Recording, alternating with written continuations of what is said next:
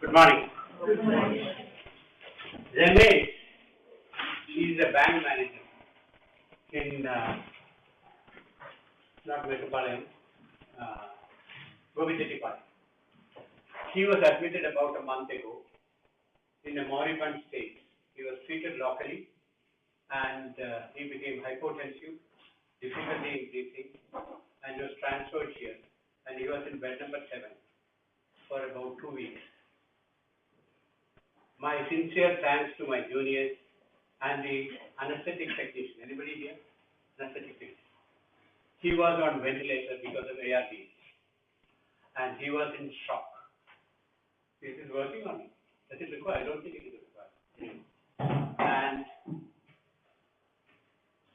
went through a very turbulent period. Low hypotension, oliguria, ARDS, acute hepatitis, or acute ischemic necrosis of the liver, enzymes were sky high. And thanks to the management of all the people, he survived and went home. He was perfectly all right after about a week because there was no moribund condition to pull him down. Rajesh was a young man with hemoglobinopathy, HPD, Punjab, known for a long time. He also was admitted almost in the similar condition. And he had fulminant infection, sepsis. He also almost went into he was also an ARDS, was on ventilator. He had a lot of inotropic support. And gradually, it took about almost a month for him to recover. And subsequently, he developed an acute neuromyopathy of critical illness. He had significant proximal muscle weakness, but with significant physiotherapy, he was able to walk from bed to the toilet, and I discharged him home because his bill mounted up to almost 300,000. We had a young girl, Veena, who was admitted when I was on round at around 8 o'clock in the morning in IMCU 1, bed number 5. She suddenly collapsed on me. She could not breathe at all, and she was found to be in acute pulmonary edema. We immediately rushed in some Lasix. She put out about 1 liter of urine, and I repeated the Lasix.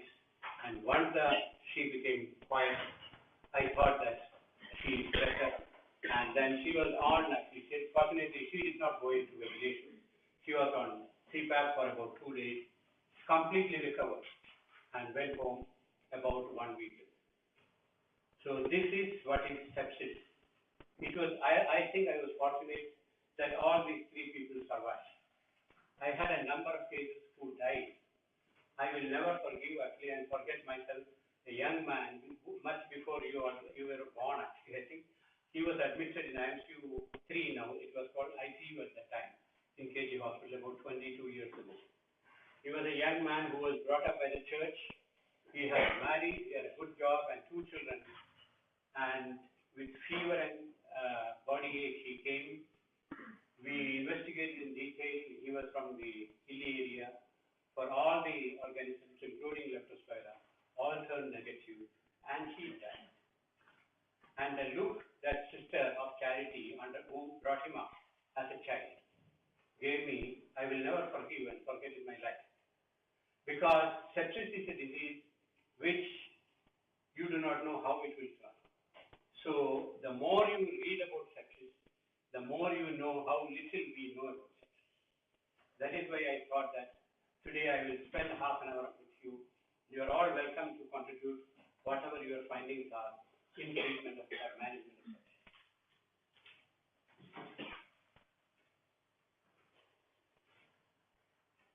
These are a few questions we have to answer. Because I had been going through a lot of literature, and this is actually from the Symposium on Sepsis in the Royal College of Physicians, Edinburgh. And there was a lot of discussion as to would a better definition aid in the earlier diagnosis? That's the question. We do not know. We have not fully defined sepsis. Are 2 or more antibiotics better than 1? Should I give beta-lactams by continuous infusion or bolus therapy? And can I use biomarkers to restrict antibiotic use? So these are the 4 things I am going to discuss.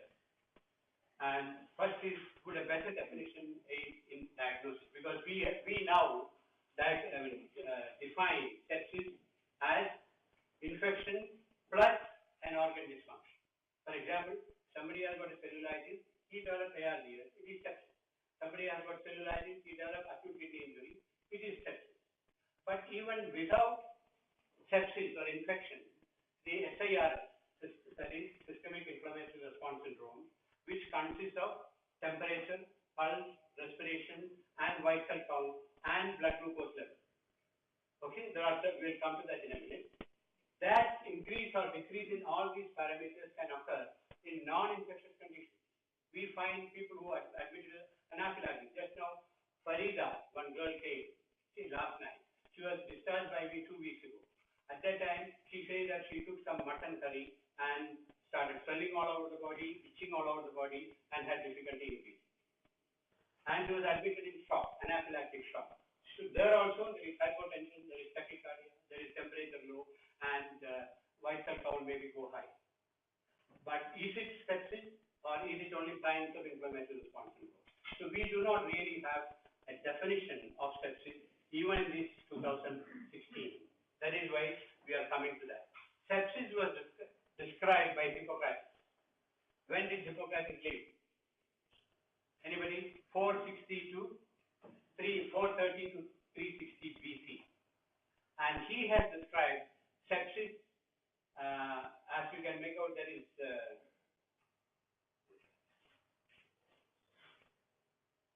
Greek for sepsis. I do not know. Okay. So Hippocrates claimed that sepsis was the process by which flesh rots, swans generate foul air, and wounds fester. So he really meant that it is something which is really permanent. Galen, he lived in, I think, 1026 AD, and he lived up to 70 years. And he later considered sepsis as a laudable event necessary for wound healing. So this is total contradiction. Okay, somebody is telling that it is foul-smelling, filthy, rotten thing that is happening in the body. The other gentleman, who is 100 years, 200 years later, who lived after Hippocrates, he says that it is something which is good, the body is doing, and that is what is causing the sepsis. And I think both are probably right. With the confirmation of germ theory by Semmelweis, I think, I have those who heard me speaking about healthcare-associated infection. Semmelweis, Ina Semmelweis, was an Austrian physician, and he is really considered as the father of healthcare-associated infection, otherwise called nosocomial infection. He is the one physician who told that diseases or infection is more in people who are delivered by medical students than by midwives. And the reason it was proponent was that midwives only confined to the delivery of the ladies, whereas medical students had to attend postmortem by force, and he felt that there is something in the travel from the ward to the postmortem and back to the labor ward produces an infection. And that is why he is called the father of healthcare-associated infections. And unfortunately, he was branded a lunatic and put in asylum, and he died as a madman. Okay, he was an Austrian physician. That is in the 18th century. And Louis Pasteur, as you know, is the father of pasteurization. He is the one, the germ theory, he identified the bacteria which was responsible for fermentation of the milk. And during that time, and other sepsis was recast as a systemic infection, often described as blood poisoning. Probably it is a rough or crude word to describe sepsis. And assumed to be the result of the host invasion by pathogenic organisms that then spread the bloodstream. With the advent of modern antibiotics, germ theory did not fully explain the pathogenesis of sepsis. That is what we have done. We have got wonderful antibiotics now. From starting with penicillin, described by Alexander Fleming in 1940, till the latest third generation or fourth generation cephalosporin, colistin, I have never used colistin, tigecycline, I rarely must have used tigecycline. Those who work with me know that I don't usually go beyond ceftriaxone. Okay, but if sepsis is only due to infection, then everybody should survive, because we have got very powerful antibiotics. Why are people dying? And the mortality rate in multi-organ dysfunction is in the region of 50 to 80%, even in an advanced country like United States of America. And thus, researchers suggested that it was the host, not the germ, that drove the pathogenesis of sepsis. That is a very interesting theory. In 1992, this was the first symposium on sepsis. So there are three important symposiums. One is in 1992, the other is in 2008, I think, and third is 2016. So that is why I decided to select the topic. And as I told you, systemic inflammatory response to infection, noting that sepsis could arise in response to multiple infectious causes, and that septicemia was neither a necessary condition nor a helpful term. Because by strict definition of septicemia, bacteria is present in the blood. Septicemia is bacteria is present and growing in the blood. But that will not explain what we use sepsis or in the condition of sepsis, what we find in the ICU. Instead, the panel proposed the term severe sepsis to describe instances in which sepsis is complicated by acute organ dysfunction. So basically, sepsis is defined as infection plus SIRS, and severe sepsis is with one or more organ dysfunction. Septic shock is with associated hypoperfusion, hypotension, and poor renal output. And then finally, multi-organ dysfunction syndrome or MODS. In 2003, second consensus panel endorsed most of these concepts with the caveat that signs of SIRS such as tachycardia or elevated white cell count occur in many infectious and non-infectious diseases. As I told you, in acute MI in the ICU, acute pulmonary embolism, anaphylactic shock, and even trauma, all these features can be there. So you don't call them sepsis. Severe sepsis and sepsis are sometimes used interchangeably to describe the syndrome. So in the why are we worried about sepsis? It is one of the killer diseases. In a country like United States, where the population is about 300 million, they have got about 2% of the admissions for sepsis, and that is wrong. Actually, I think I have mentioned 750,000. It is almost 2 million now per annum. So you can imagine what is the statistics in India, where we do not have much statistics, but overall India, it must be more than 3 or 4 or 5 or 6 million. They say that overall out of the world, the incidence is about 18 million in 2016. So it's a very dangerous disease, it's a killer disease, and that's why I think we should look into it in a bit more detail. These are the basic definitions of sepsis. The 2016 panel has told that it's defined as life-threatening organ dysfunction caused by dysregulated host response to infection. So it is the host response which is more important than the pathogen. And that is why I feel that antibiotics have got a role, but a definite limiting role. It is not the be-all and end-all of treatment of sepsis. Because you treat the patient as an individual, as a whole. You have to cover the respiratory system, the hepatobiliary system, the kidneys, and if everything is treated together, then the chance of survival is better. If you just pump in with antibiotics, survival is poor. Organ dysfunction can be identified as an acute change in total SOFA score. Anybody knows what is SOFA score? What does it mean? Sequence of organ function assessment. Okay, very good. That is actually came in 2016. That is what is the importance of SOFA score. And septic shock is a subset of sepsis in which underlying circulatory and or metabolic abnormalities are profound enough to substantially increase the mortality. And septic shock can be identified using clinical criteria of hypotension requiring use of vasopressor to maintain mean BP of more than 65 and or serum lactate more than 2 millimoles per liter persisting after fluid resuscitation. And this is what I was telling. Sepsis, you start at one end, is SIR, signs of inflammatory response syndrome. There is mild sepsis, severe sepsis, burn, or any other thing, trauma, all can produce that SIR. So being SIR doesn't mean that there is sepsis, but it contributes to. Actually, it is clinically, there is no other way we can find except doing the investigation. And then if SIR goes on to sepsis, severe sepsis, and shock. And all the organisms, bacteria, viruses, fungi, and parasites, can actually, infection takes a lion's share of sepsis, and the other burns, etc., takes a lower share of sepsis. So I think that is where we have to definitely find out an organism to call it really sepsis by definition. See, these are the SIRS criteria in 1992 or 93, and general variables are fever, core temperature more than 38 or less than 35, and elevated heart rate more than 90, tachypnea more than 22, altered mental status, substantial edema or positive fluid balance more than 20 ml per kg body weight over 24 hours, and hyperglycemia is very important. Most of us do not really go into that. If in a person who is non-diabetic, if the sugar is more than 120, or if it's a diabetic is more than 160, is one of the criteria and variables in sepsis. And inflammatory variables are, one is leukocytosis, found below 4,000 or above 12,000. And normal WBC is the shift to the left. That is why more than 10% of immature forms. That means the marrow is irritated, marrow is trying to help you with white cell count, and elevated plasma procalcitonin more than 2 deviations above the normal range. Actually, so we have been trying to be as scientific as we could in the limited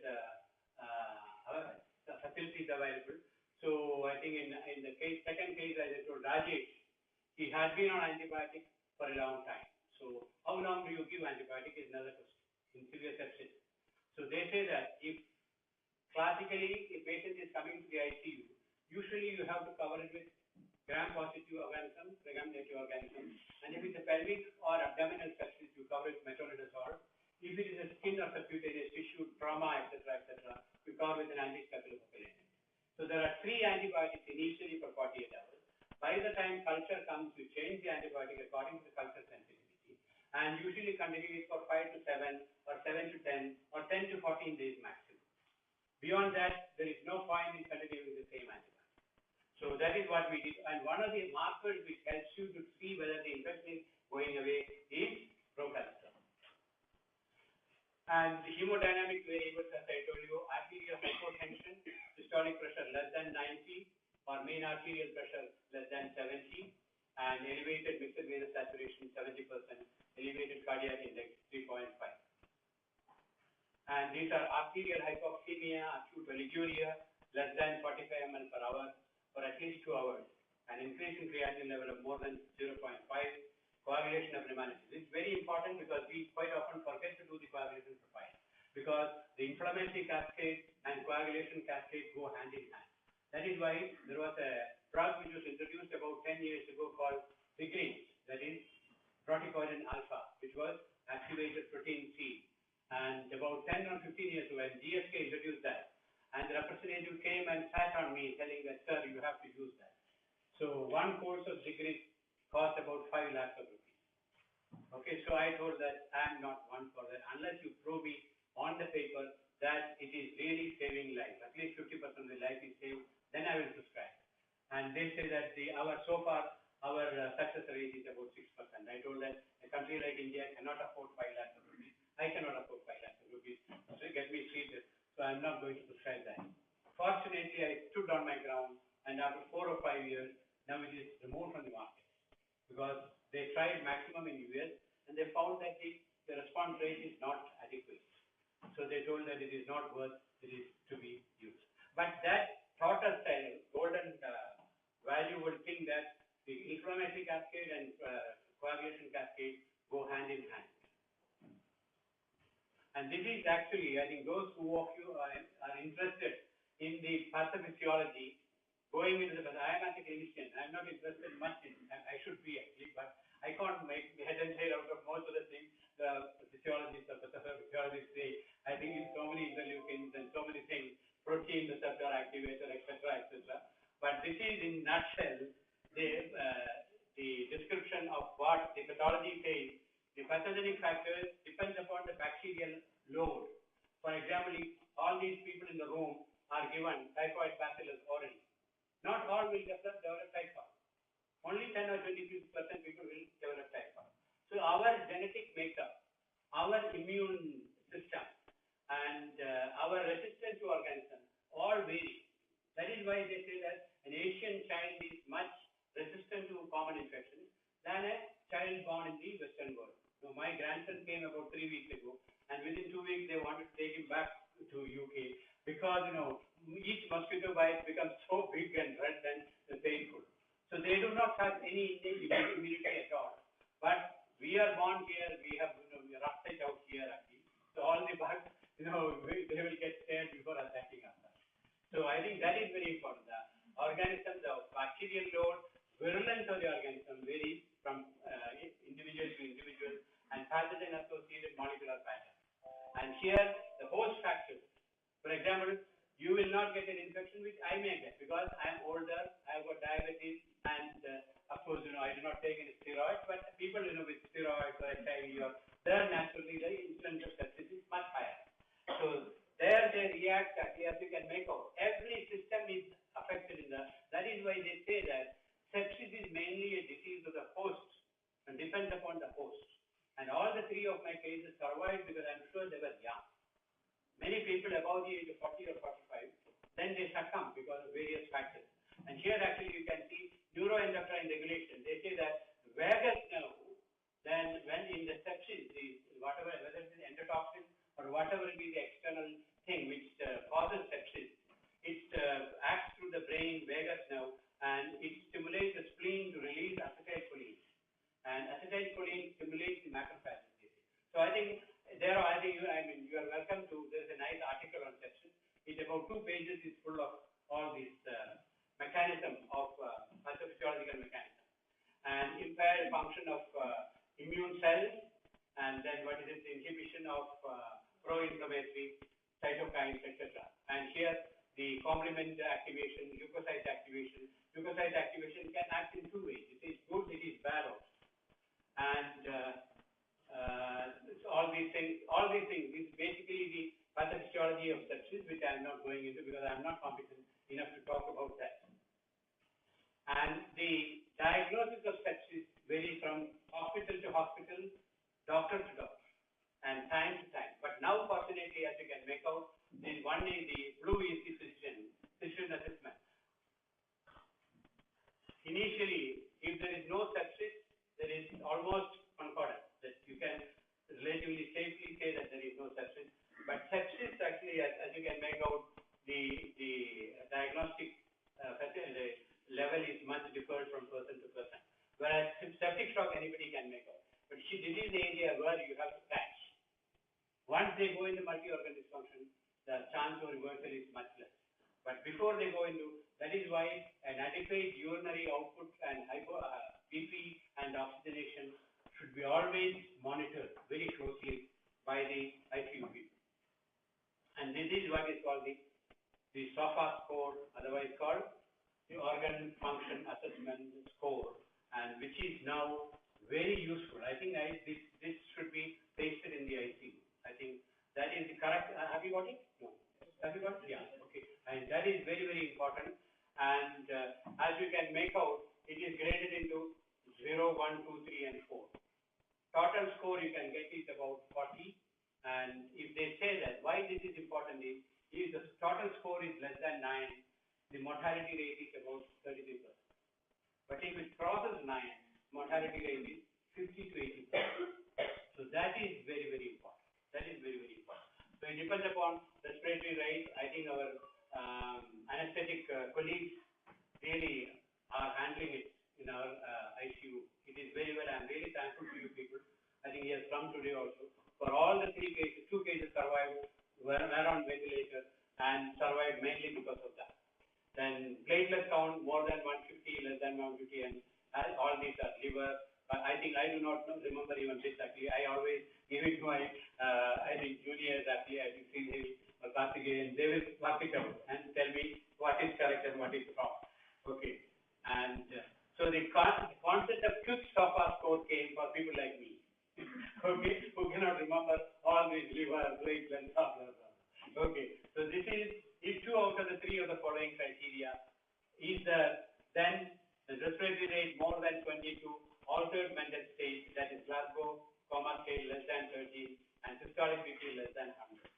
Okay, if 2 out of 3 is there, then it's a very severe sepsis. That's the easiest way to remember. And potential use of quick SOFA is look for evidence of organ dysfunction, initiate or escalate therapy as appropriate because IV fluids or the inotropic agents, whether it is dopamine, noradrenaline, or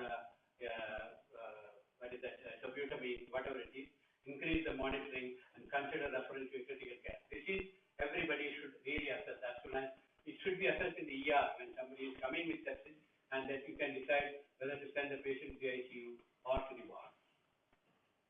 And predictive value both go hand in hand. That is very important. Quick SOFA score, as you can make out, the more tedious is the SOFA score, then the quick SOFA score also follows that. That is from overall study. And mortality is in the rate for sepsis and septic shock is typically 3 to 5% for infected patients out of ICU. It doesn't happen in our hospital, but generally, in many places, if you miss, then the mortality is 3 to 5, 11 to 18% in the ICU. And septic shock, as you can see everywhere, in whether it is Pittsburgh or in LA, it is in the region of 30 to 50%. And so, what have we attained? Have we found a definition for sepsis? So, this is a well-founded proposal based on very large validation cohort, goes beyond expert opinion. Pragmatic and reduce complexity, remove redundant terms such as severe sepsis and septicemia, remains a syndromic diagnosis based on likelihood of in-hospital mortality. Criteria for recognizing infection is not stated. Microbiology is ignored, even now. Even though we all talk of sepsis as due to bacterial infection or whatever infection. But in the definition, we are not included actually. That is very drawback still. So that is why from the last 2000 years, the sepsis definition is being evolved. Even now, we have no full definition of sepsis. And quick SOFA may be too sensitive. That is also they say that quick SOFA is anybody coming with a fracture or just fever actually, rising temperature and low BP can be. We have seen in the OP many people with fever, young girls coming with that. It doesn't mean that it is SOFA. So that is limited actually. And finally, it's entirely based on the first world hospital. For example, I don't admit a person with 104 temperature who doesn't have any other features of hypotension or tachycardia or tachypnea or any other organ dysfunction. Because it could be malaria. I admit them in the ward.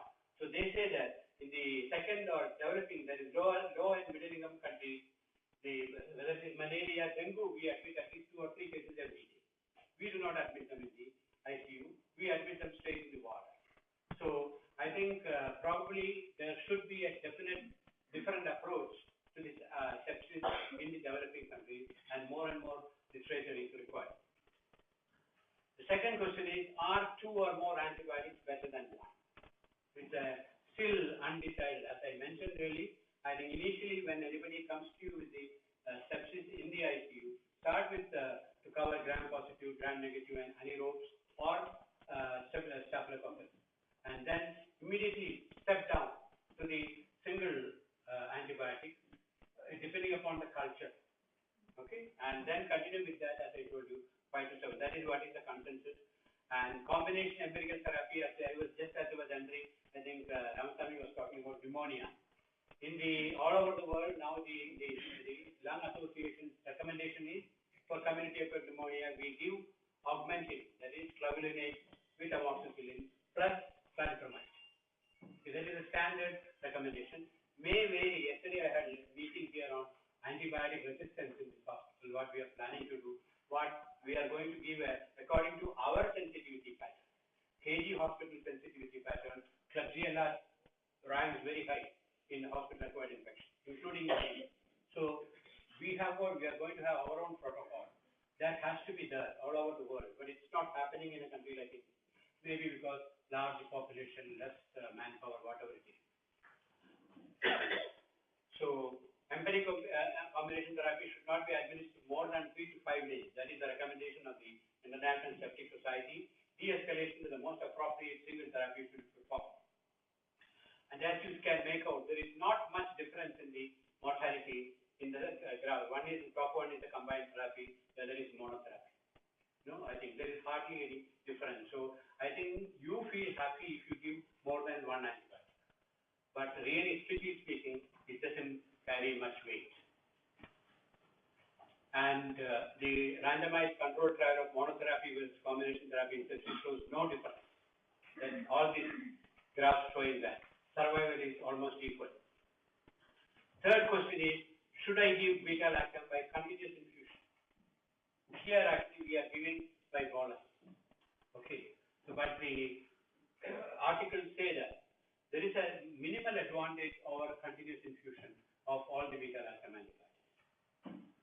And susceptibility is the organism sensitive to the antibiotic concentration. And there are, why this is important is, there are so many other factors. I was talking to Severity the other day. What is pharmacokinetics and pharmacodynamics? What is the difference? Any idea? One is the organism how to react to the drug.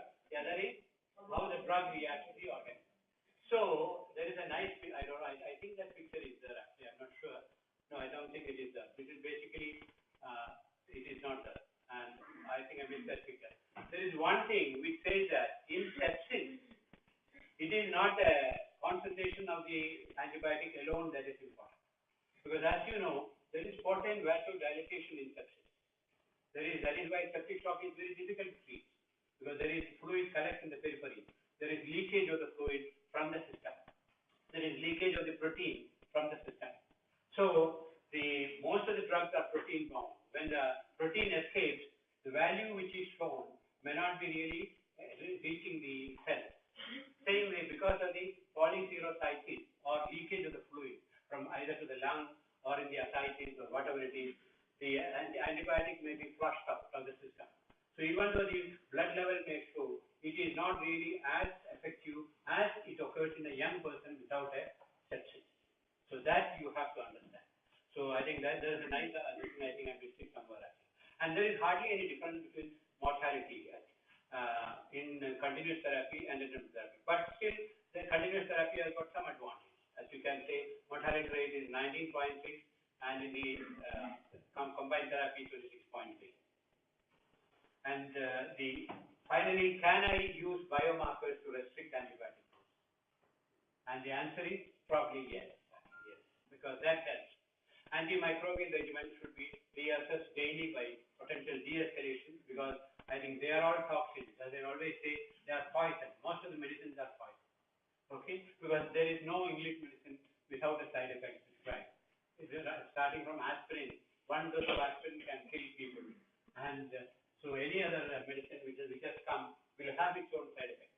And use low procalcitonin levels or similar biomarkers as we can CRP, and to assist the clinician in the discontinuation of empiric antibiotics. This is what exactly we did with Rajesh, because after about 10 or 14 days, he was on ventilator for about a week or 7 days, and then he had a lot of problems. I thought that one time he may not go home alive. And I'm thankful to God and all my colleagues here to have pulled him out of the problem. And we checked the low calcitonin level, and it has come down below 2, below point something actually, and then we discontinued all the antibiotics. And duration of therapy typically is for 7 to 10 days. Longer courses may be appropriate in patients who have a slow clinical response, undrainable foci of infection, bacteremia with staphylococcus aureus, some fungal and viral infections or immunology deficiencies, including neutropenia. So I think basically, this shows that serial procalcitonin, it really follows the degree of antibiotic level.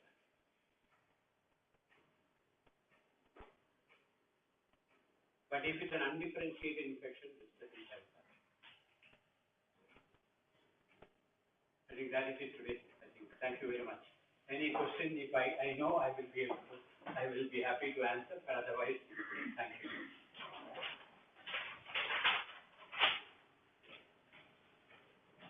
I thought that I would speak about sepsis because it's a common crowd. It's not purely medical crowd. I can see orthopedicians and so many people sitting here. So I think, I will try to talk on some topic which is, I think, necessary for